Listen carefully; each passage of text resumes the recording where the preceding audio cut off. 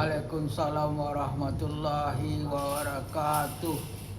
A'udzubillahi minasyaitonirrajim. Bismillahirrahmanirrahim. Alhamdulillahirabbil alamin. Asyhadu an la ilaha illallah wa asyhadu anna Muhammadan abduhu wa rasuluhu la nabiyya ba'da. Allahumma shalli ala sayyidina Muhammad wa ala ali sayyidina Muhammad. Ibadallah, ittaqullah haqqa tuqatih wa la tamutunna illa wa antum muslimun.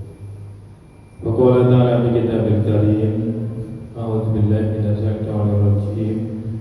Bismillahirrahmanirrahim. Faman khafa min muqsid, maka barang siapa khawatir dari orang yang berwasiat, janafan, terjadi penyimpangan karena kekeliruan, au isma, atau terjadi kesenjangan berbuat dosa, fa aslah bainahum, lalu ia mendamaikan di antara mereka, fala isma alaihi, maka tidak ada dosa baginya. Innallaha ghafurur rahim, sesungguhnya Allah Maha Pengampun lagi Maha Penyayang. Al-Quran Surat Al-Baqarah ayat 182. Bapak Ibu serta anak soleh dan solehah yang kami banggakan, alhamdulillah bersyukur kita kepada Allah, kembali dengan izin rahmat Allah kita mampu meninggalkan aktivitas kita dan hadir di masjid ini. Tentu Bapak Ibu, kita selalu berharap, berdoa kepada Allah, ibadah apapun yang kita kerjakan benar-benar berbuah takwa, termasuk hadirnya kita di masjid ini, meninggalkan kegiatan ini kiranya berbuah takwa di sisi Allah Subhanahu wa Ta'ala.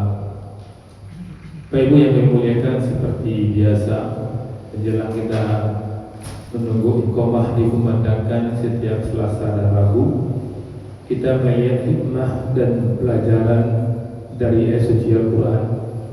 Sekarang kita masuk surat Al-Baqarah ayat 182. Ayat dan terjemahannya sudah kami bacakan. Kita ingatkan ayat 181-nya Bapak Ibu, di mana di ayat 181 Allah menjelaskan bahwa orang yang mengubah isi wasiat yang benar setelah mendengarkannya, maka dia memikul dosa. Tapi di ayat ini, ketika ada orang melihat wasiat yang tidak wajar, kemudian menyampaikan kepada yang membuat wasiat itu, malah itu diperintahkan, disuruh Bapak. Kita lihat hikmah dan pelajaran dari penggalan ayat Al-Baqarah 182 ini. Faman hafa min muhsi, maka barang siapa khawatir dari orang yang berwasiat. Allah menggunakan kata khawatir di sini, bukan yakin. Khawatir saja kita dengan orang membuat wasiat yang tidak benar, boleh kita bertindak Bapak Ibu.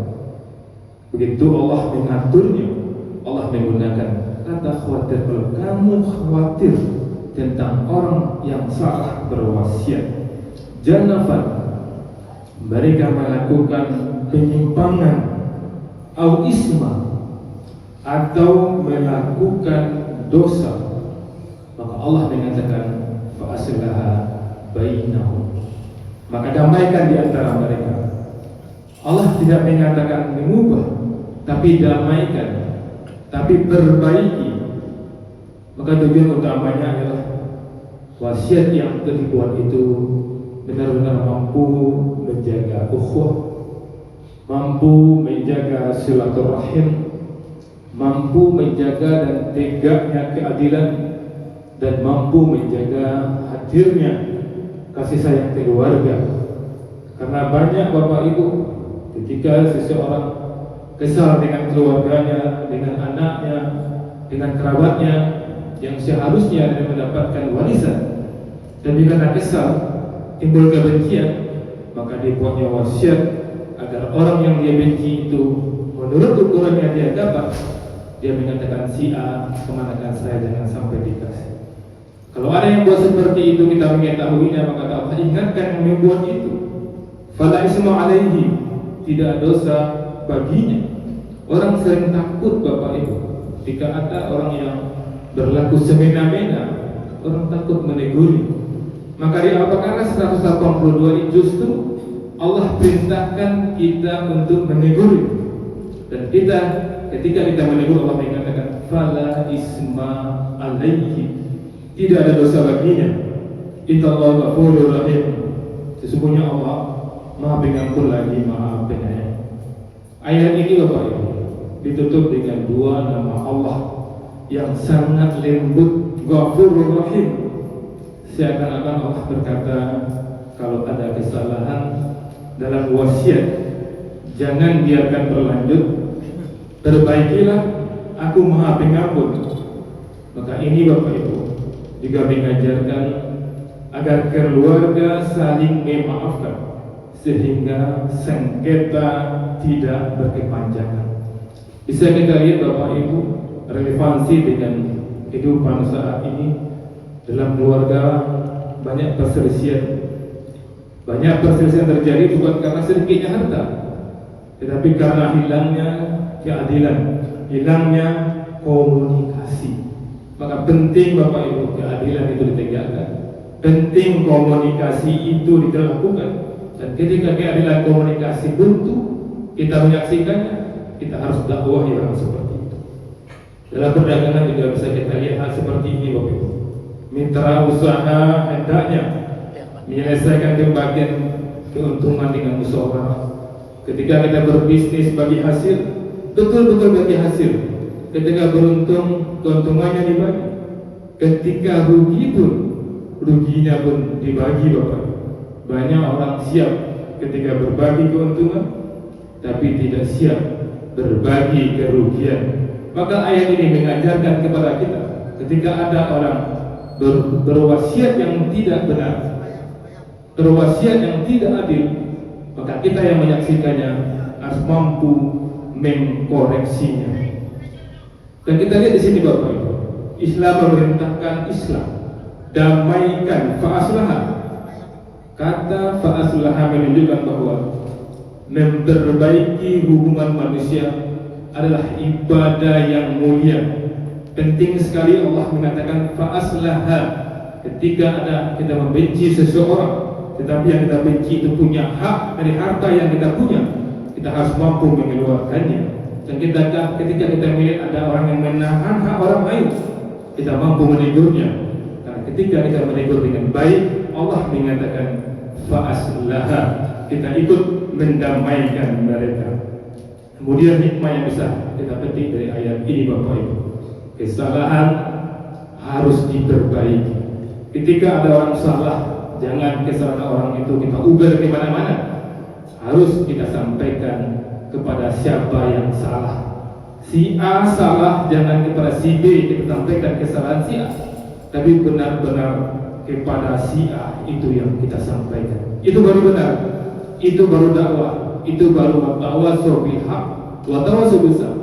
Tapi kesalahan si A disampaikan kepada si B, itu ghibah namanya. Hati-hati kita Bapak Ibu. Ayat ini mengajarkan kita, ketika si A salah, si A itu yang kita perbaiki, bukan kesalahan si A kita sebarkan kemana-mana.